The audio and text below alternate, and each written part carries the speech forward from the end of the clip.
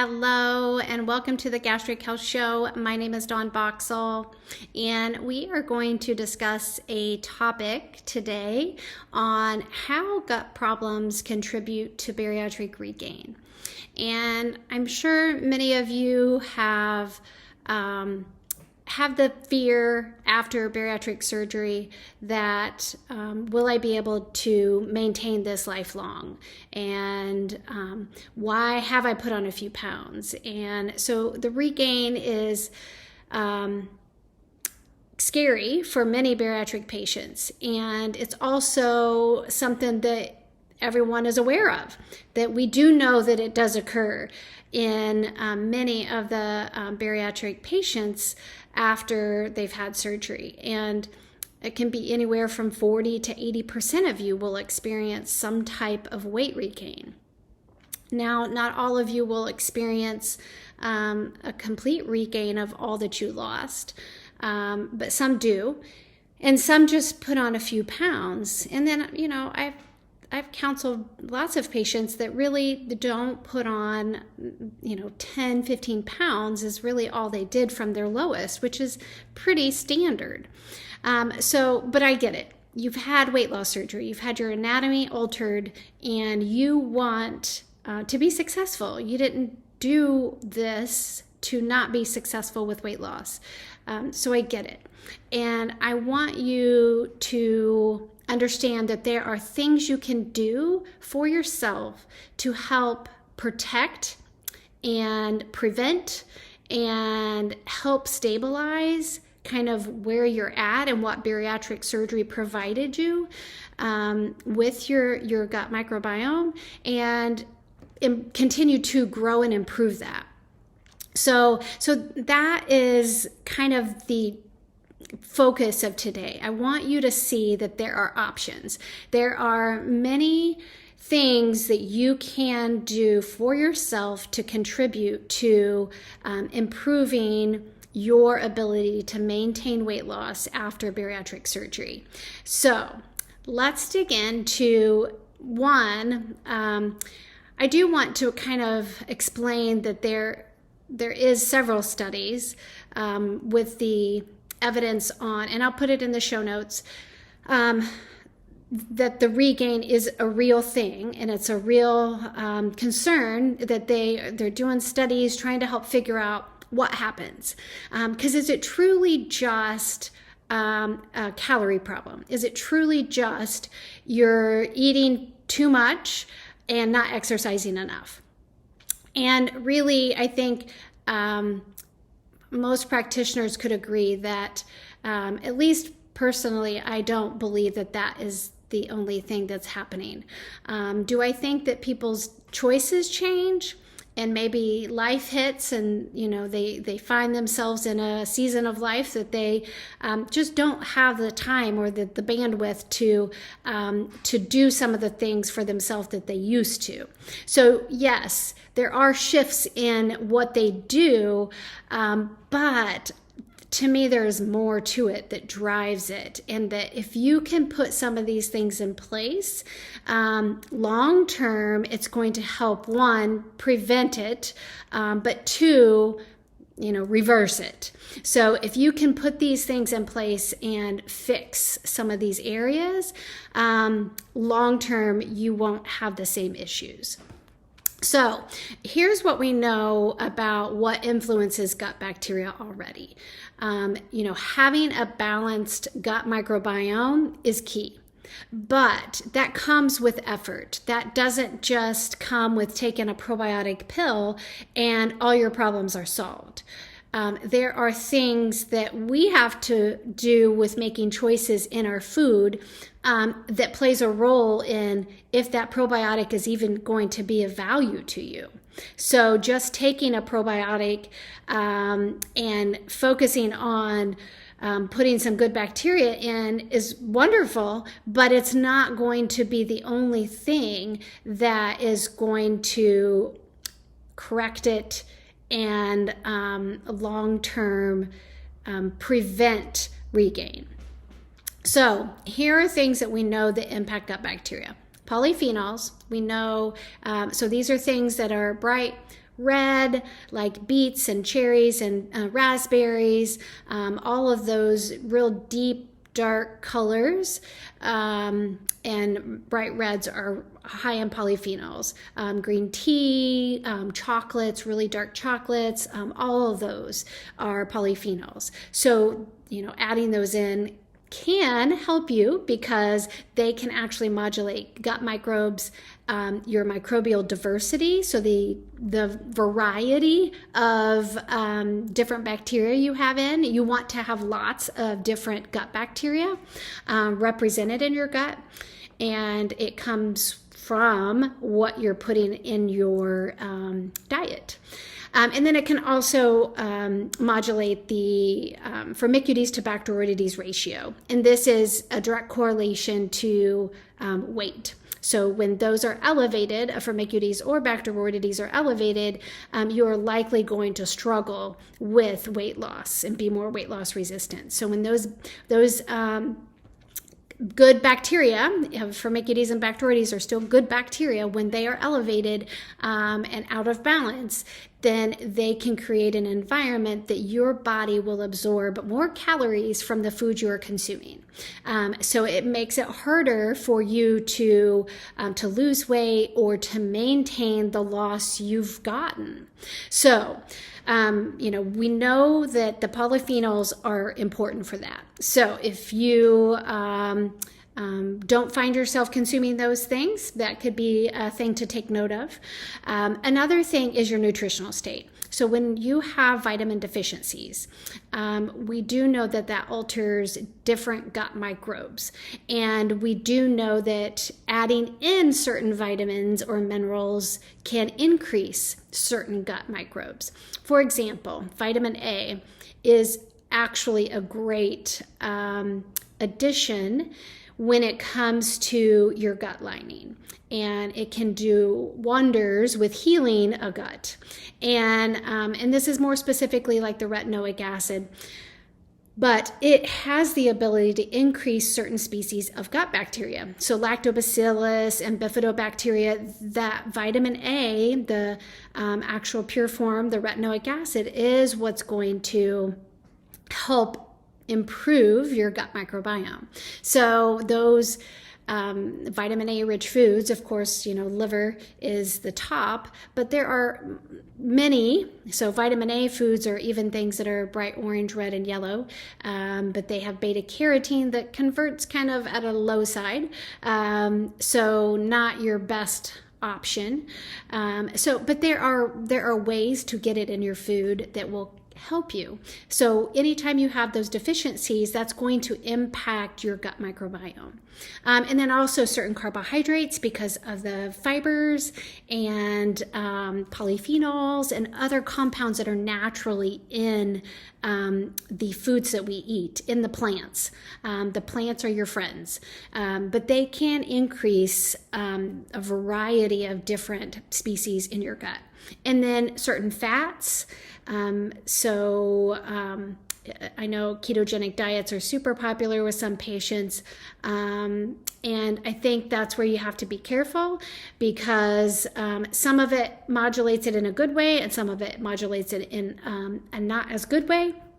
So I think you have to pay attention and be individual. This is all going to be personal, and what works for one won't work for the other.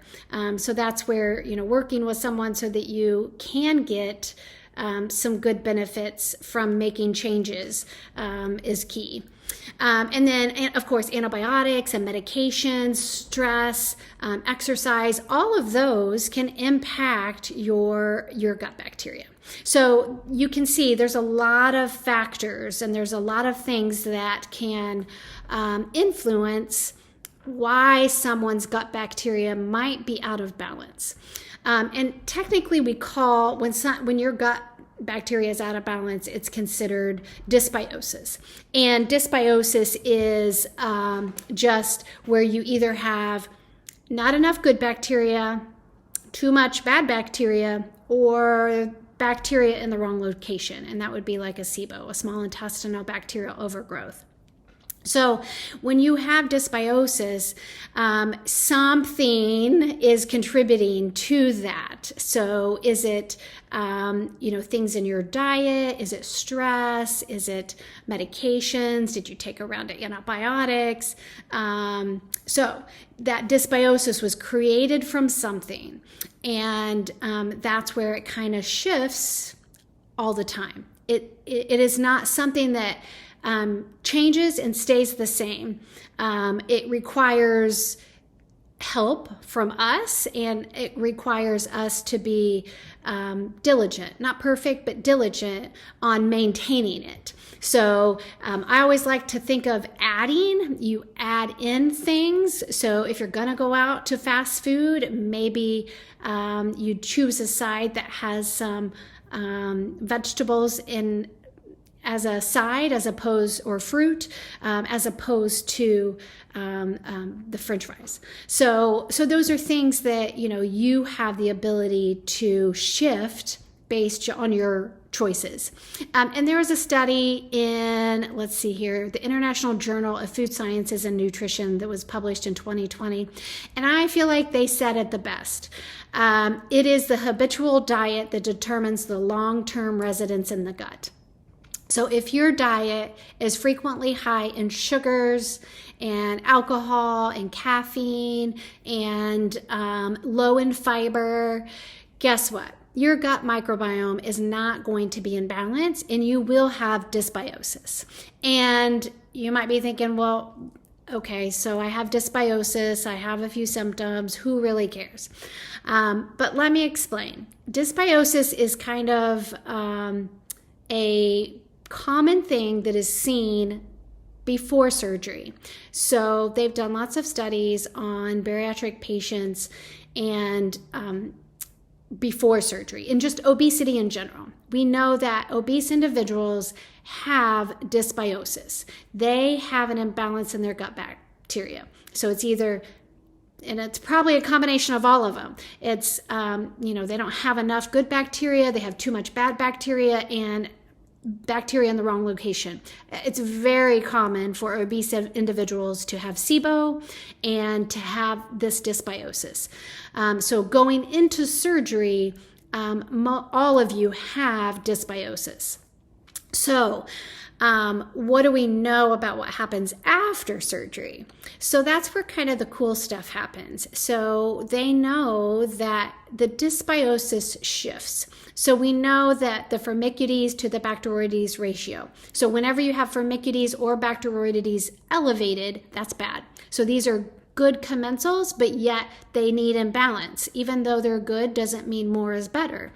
And when they're elevated, there's a direct correlation with poor health and obesity and just a increase in weight. Because what happens is those bacteria have the ability to increase the calories that you are absorbing. So you will absorb more calories when you have an elevation in your firmicutes-to-bacteroides. So that's how it contributes to your weight regain. So if you have dysbiosis after bariatric surgery, then guess what?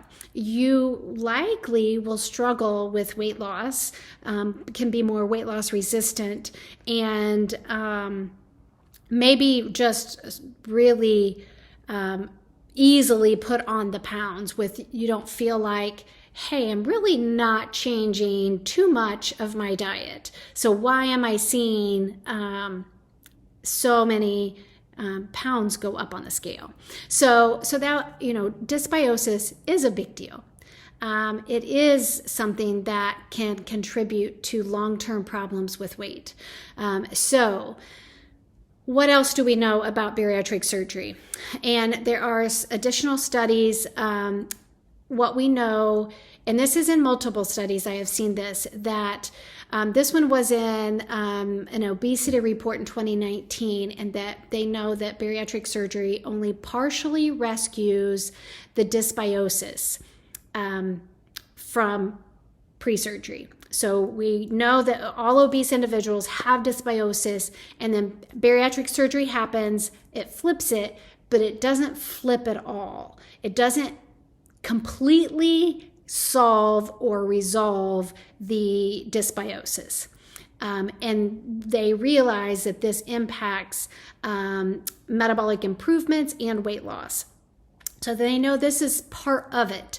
And they question, is this part of why people struggle months and years out, is because it didn't fully rescue the dysbiosis. It didn't fix it all. It only partially did it. So that's where it goes into your court. That's where it's on you, where your choices matter, where if you don't maintain what bariatric surgery created, the benefits of solving a lot of the dysbiosis, but if you don't maintain that and then continue to improve on that with these types of, avoiding antibiotics as much as possible, and avoiding the medications that can make it worse, and making sure you're eating plenty of the carbohydrates that are rich in fibers, and then getting those polyphenols, and make sure your nutritional status is on point and you're not deficient, because that's going to impact your long-term success, because it doesn't fix it permanently. This is where it's in your core, and you need to continue to make those improvements. So there's also some other studies in the Journal of Obesity Surgery in 2020. They found that the gut microbiota individuals which presented late weight gain after a Roux-en-Y gastric bypass was significantly different in comparison to individuals with successful weight loss. So when that gut microbiome is unbalanced or dysbiosis, then or even diversity, it just doesn't, it lacks diversity, which translate in you lack fiber or lack polyphenols, both of those. So if you're lacking in those, then guess what? You're probably going to experience weight gain. It could even be 10 years later. I don't remember specifically on the study how many years it was when they consider late, but the links will be in the study that you can look through that if you desire. Another study in the Journal of Obesity Surgery in 2019, the role of gut microbiota is in sustained weight loss after following Roux-en-Y gastric bypass surgery. And the results indicate that the gut microbiota are at least functionally, if not compositionally, different between the poor weight loss and the successful weight loss patients. So we know that the gut microbiome is playing a role in your success with weight loss. So again, it goes back to that dysbiosis and that diversity, and making sure that you have not perfection, but diligence in making sure all these things are included in your routine. And then another, let's see here, American Journal of Translational Research 2019, gut microbiota specific signatures are related to the successful rate of bariatric surgery. Successful patients have presented a more diverse core microbiome, what could represent a dysbiosis status of the other groups. So what they're saying is that the people who were considered successful, that lost the weight and maintained it, their microbiome was healthy and in balance compared to the other group who regained weight and they had dysbiosis. So this is where it all comes down to really just two things: the dysbiosis and diversity. You really got to fix the dysbiosis. So you got to increase, if you have too little good bacteria, you've got to fix that. If you have too much bad bacteria, you have to fix that. And if you have bacteria in the wrong location, again, fixing that with SIBO. So, and how do you do that? There are things you can do. There's a SIBO breath test your doctor can order. I can also do that for you as well. We can do SIBO breath tests. We can do stool tests. All of those can give us information of what's driving it. So if you want to know, is my firmicutes and Bacteroides ratio elevated, and that's probably why I'm gaining weight and I'm not changing my food, a stool test will give you that information. I can get that from our GI map stool test, and it's easy. It's just a 1-day collection, and it is great feedback, and it's personal to you. It can identify parasites. It can identify opportunistic bacteria. If there's an overgrowth of too much of the bad stuff, it can tell us if you don't have enough of the good stuff. It can tell us if you have H. pylori. Many things. And then diversity. If you are lacking fiber in your diet, you will be lacking diversity. And I will say, I feel like that is something that a lot of bariatric patients struggle with because of their volume. They struggle with getting enough volume of food in because you get full so fast.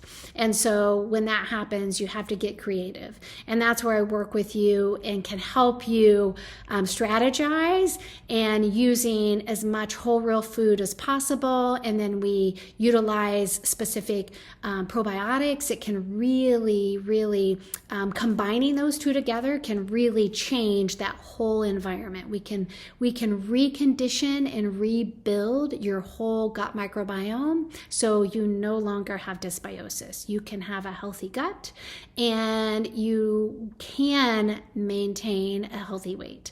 And lose it. You can lose regain by focusing on your gut health. And that's what I do. My programs are all about focusing on improving your gut microbiome, improving your inflammation, and really just focusing on stabilizing blood sugar. So those 3 main things are the focus to help get you the results that you desire with bariatric surgery. So if that is you, if you feel like, hey, I've had regain, and I don't feel like I've changed a whole lot and I'm experiencing this, then I would definitely consider doing some of my programs, working with me on some of these strategies so that you can reverse all of any of the dysbiosis that you have, and we can definitely help you re-lose any weight that you've gained, because that is just part of doing the protocols. It really does help free up your body and make it work just like it should. So I hope that helps you guys and it gives you something new to think about with your gut microbiome and dysbiosis, and just correlating it with regain and how this impacts your success long term. So you guys have a great day. See you soon. Bye-bye.